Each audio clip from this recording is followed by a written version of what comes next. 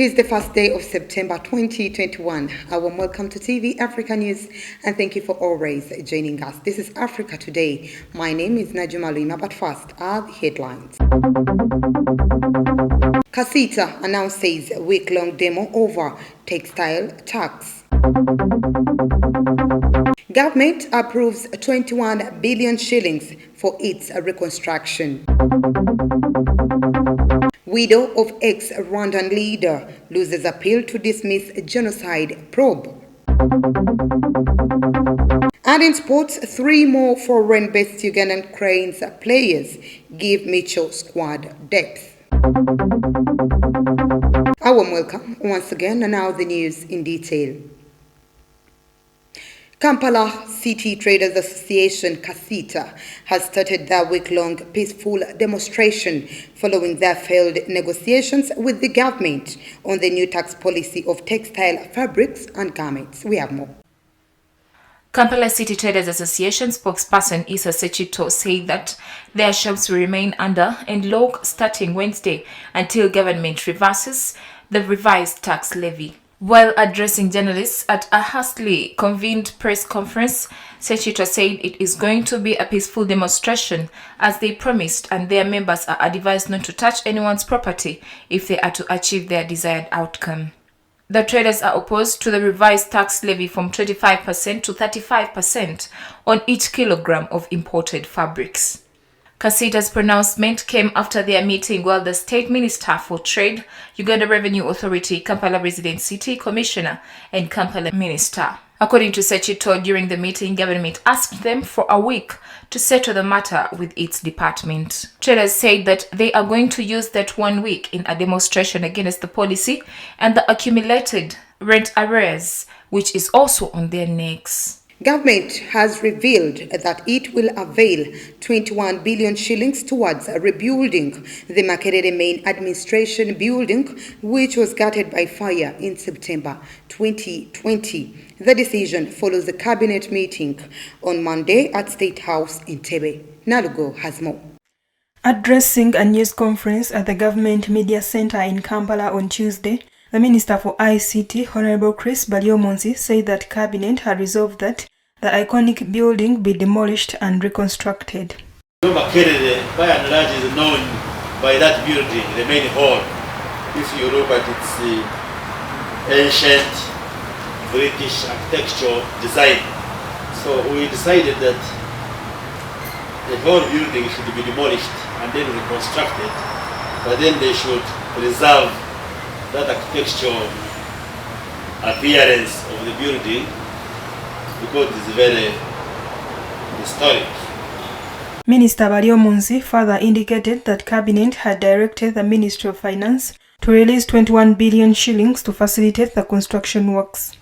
Finance to release 21 billion Uganda shillings for the reconstruction of the main hall building in Makerere, and the construction will take not more than 2 years.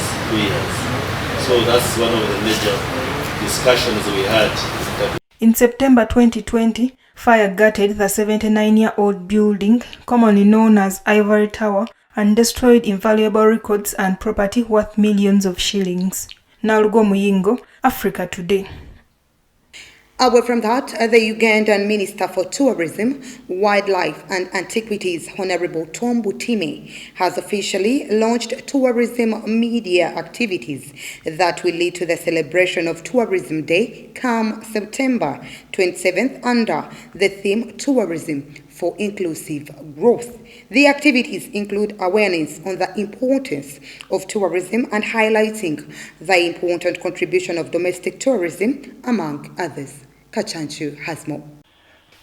While addressing the media at the Uganda Media Center in Kampala, the Minister for Tourism, Wildlife and Antiquities, Honorable Tom Butime, said that this year's theme underscores the potential of tourism in promoting opportunities for communities around the world, as well as the role that community engagement has in advancing sustainable tourism development. The World Tourism Day, according to the minister, will be marked in compliance with the current protocols and will be a hybrid event with limited physical participation. The day will be celebrated to reflect and create awareness on the importance of tourism to socio-economic development of Uganda. Honorable Butime said that this year's theme is ideally timed to contribute to the debate on tourism's contribution to sustainable development goals, which plays a high priority on local participation, adding that the recovery of the socio-economic fabric of many countries will depend on the role of tourism to breathe life in the local communities by distributing the much-needed income and social engagement. Join the rest of the world to celebrate the World Tourism Day, 27th September, under the theme Tourism for Inclusive Growth. Growth, we are really talking about development. This theme underscores the potential of tourism in promoting opportunities for communities around the world,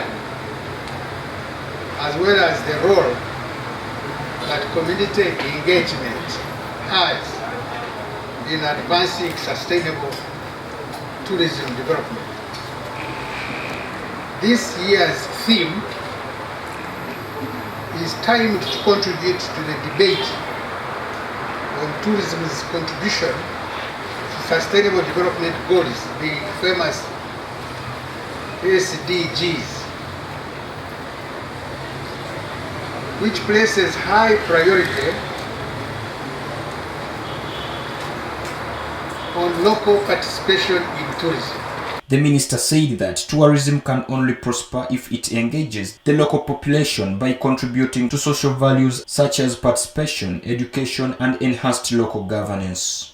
The minister said that tourism industry has encountered major disruptions and loss since the COVID-19 pandemic, highlighting that prior to the pandemic in 2019, Uganda welcomed over 1.5 million visitors and received $1.6 billion in tourism revenue, which was cut to 1/3 in the following 2 years, 2020 and 2021. At the same time, there can be no real tourism development in such development damages the values and culture of host countries, or if the social economic benefits generated by the tourism sector do not trickle down to the community level. For me, this is really very important, that tourism is not about hotels, it is about the trickling down to rural development. Trickling down to rural development, where the rural population participates and gains from tourism. Then that is tourism. With this in perspective, government is implementing several initiatives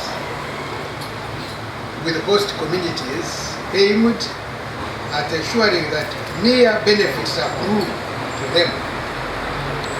The minister has urged the people to comply with the established special operating procedures and guidelines by the health authorities as the country navigates through these turbulent times. TV Africa News, Kachanchu Mtabazi reporting. Let's take a very quick short break. We will be right back.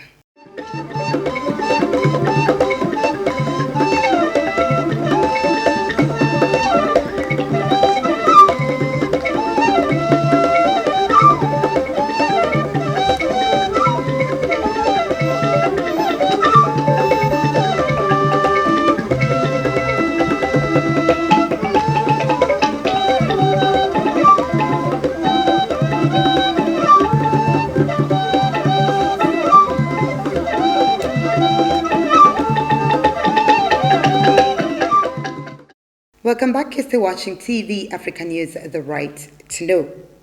The Paris Court of Appeal on Monday rejected an appeal request by the widow of former Rwanda's President Juvenal Habyarimana to end a probe into claims she played a role in the 1994 genocide. Agathe Habyarimana has been under investigation since 2007 for complicity in genocide and crimes against humanity. Agathe Kanziga, the widow of Juvenal Habyarimana, the Hutu president whose assassination on 6th April 1994 triggered the massacres against the Tutsi minority, has been targeted since 2008 by an investigation in France on her role during the genocide initiated by a complaint from the collective Des Partis Civils pour the Rwanda.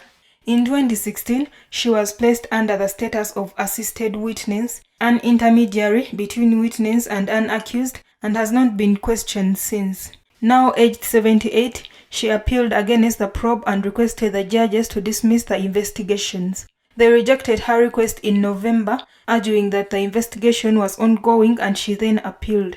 Habyarimana, who has lived in France since 1998, has no legal status because France refused to extradite her to Rwanda in 2011, but did not grant her asylum because of suspicions about her role she may have played in one of the worst tragedies of the 20th century. She is often portrayed as one of the leaders of the Akazu, the inner circle of Hutu power that, according to her accusers, planned and orchestrated the genocide, during which an estimated 800,000 people, mainly the Tutsi minority, were killed. The leader of Tanzania's main opposition party, Freeman Mbowe, appeared in the High Court on Tuesday to face terrorism charges in a case described by his party as a politically motivated move to crush dissent. Chadema leaders say the arrests reflect a deepening slide into dictatorship. Chadema party chairman Freeman Mbowe has been behind bars since July 21st, when he was arrested along with a number of other senior Chadema officials in a nighttime police raid just hours before they were to hold a public forum to demand constitutional reforms in the East African country. The 59-year-old has been charged with terrorism financing and conspiracy in a case that has sparked concerns about the state of democracy and the rule of law under President Samia Suluhu Hassan. His lawyer Peter Chivatala argued that the court's Corruption and Economic Crimes Division, where Mbowe appeared, had no powers to hear the case, which was previously been handled by a magistrate's court. On Monday, Mbowe had appeared in court to pursue a case against top legal officials, claiming his constitutional rights had been violated during his arrest and when he was charged. His defense team says he was held without charge for 5 days and then charged without his lawyer being present. Moving on, countries neighboring Libya wrapped up their meeting on Tuesday in Algeria with calls for foreign fighters and mercenaries to be pulled out from the conflict-stricken North African nation. The meeting, hosted by Algeria, was attended by foreign ministers of Egypt, Tunisia, Sudan, Chad, and Niger. The 2 days meeting urged Libyan parties to stick to a political roadmap that ended hostilities last year and set parliamentary and presidential elections in December. The United Nations envoy for Libya, Jan Kubisi, Arab League Secretary General Ahmed Abdul Gait, and representative of the African Union also attended. Libya has been racked by chaos since a NATO-backed uprising toppled longtime President Muammar Gaddafi in 2011 and split the country between a United Nations-supported government in the capital Tripoli and rival authorities loyal to Commander Khalifa Haftar in the east. Each has been backed by different armed groups and foreign governments. UN-sponsored peace talks brought about ceasefire and installed an interim government that's expected to lead the country into general elections in December. Away from that, Kenyan authorities have welcomed the progress made in the fight against poaching after the publication on Monday night of the first animal census conducted in the country, which should serve as a basis for improving environmental conservation. Let's take a look. According to the data, Kenya has 36,280 elephants, among other things, a population that is up 21% from 2014 when poaching peaked. The census authors say in their report says that efforts to increase penalties against crimes related to endangered species appear to be paying off. President Uhuru Kenyatta praised the success of environmental protection agencies in their fight against poaching, while urging them to find innovative approaches to protect wildlife. The International Union for Conservation of Nature warned in March that Africa's elephant population was being decimated by poaching and habitat destruction, particularly through and conversion of agriculture. The population of African savanna elephants has plummeted by at least 60% over the past 50 years, classification as endangered in the latest update of IUCN's danger list. This census, financed by the Kenyan government, allowed to count 30 different species of animals on the nearly 59% of the territory studied. The number of lions, zebras, hunting antelopes, and the 3 species of giraffes found in Kenya is increasing, according to the report, without, however, providing comparative data with previous years. Let's once again take a very quick short break. We will be right back.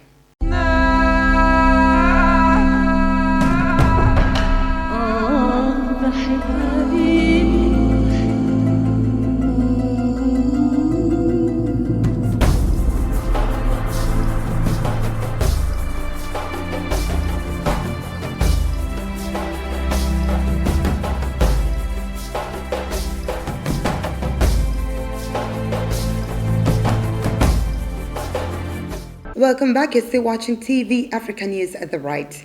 To know, in our business news today, the South Africa Department of Mineral Resources and Energy said on Friday last week that it planned to put out the tender to install nuclear capacity to solve its power problems by March next year, following the National Energy Regulator's approval for the procurement of 2,500 megawatt of nuclear power. Energy advisor for the organization Undoing Tax Abuse, Liz MC.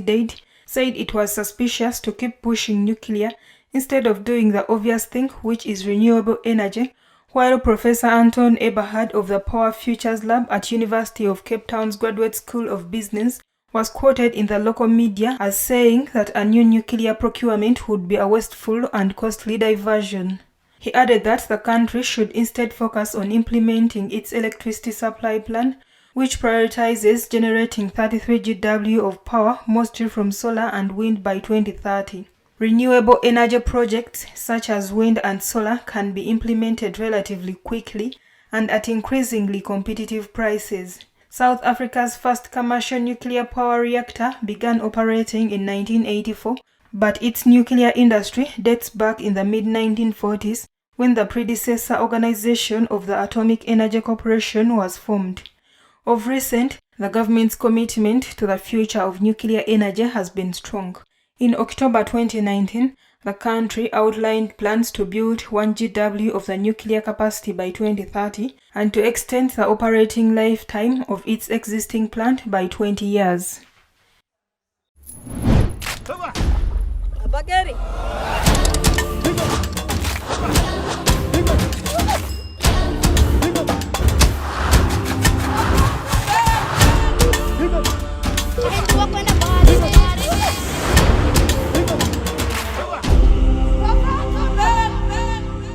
In our health news today, a top Kenyan pathologist has warned of so-called vaccine appetite as the country continues to experience a high number of deaths due to a slow rollout of the COVID-19 jabs. In Africa, less than 2% of the population on the continent of 1.3 billion people are fully vaccinated against COVID-19. We have more.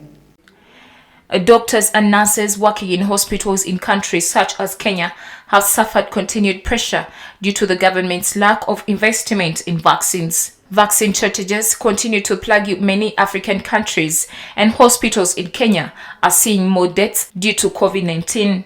Ahmed Kalebi, independent consultant, pathologist, and founder of Lancet Kenya, say that it is only 2 countries in the whole of Africa that have the capacity to produce vaccines, that is South Africa and Senegal, whereas countries like Kenya and Egypt do have the technical capacity because they never really invested in it. James Nderitu is a 58-year-old cobbler and resident of Nairobi. While receiving his first dose of the AstraZeneca vaccine, believes that if everything had gone to plan, he should be on his second. The Africa director for the World Health Organization recently hit out a reach of Western nations, accusing them of hoarding vaccines when there should be a more even distribution of jabs. More than 7.3 million cases, including more than 186,000 deaths, have been confirmed across the continent, and health systems are straining to provide medical oxygen and other care. If Africa continues to proceed at such a slow pace with its vaccination program, it could have the effect of prolonging the pandemic internationally.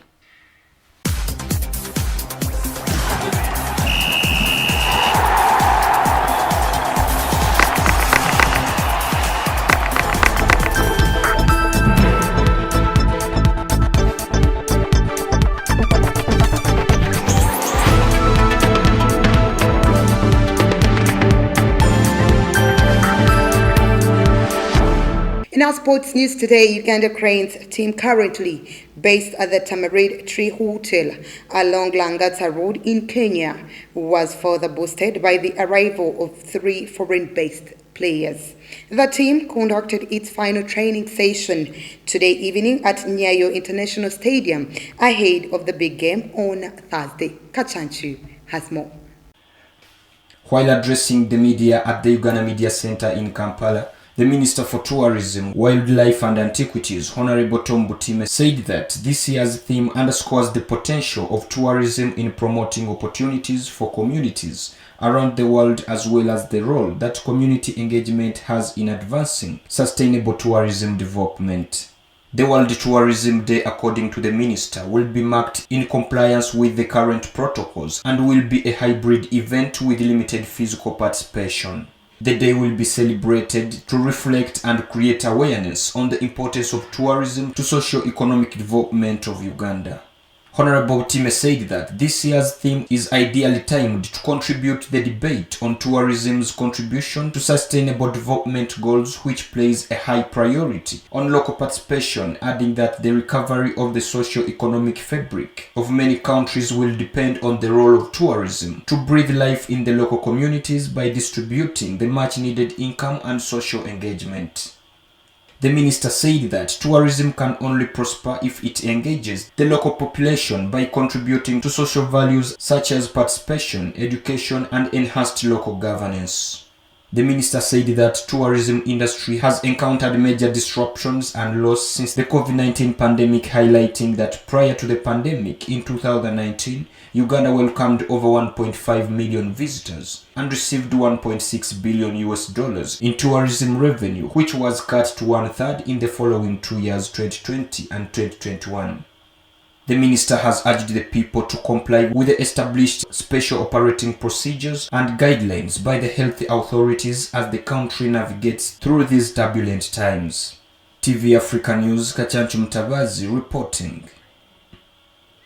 Now, before we end our news bulletin today, let's take a recap of our top stories.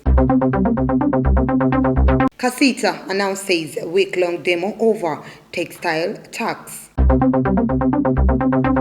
Government approves 21 billion shillings for its reconstruction. Widow of ex-Rwandan leader loses appeal to dismiss genocide probe.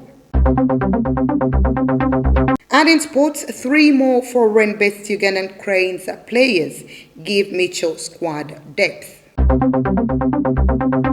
That was the news. Thank you for always keeping it TV Africa. Please do stay tuned. More programming coming your way.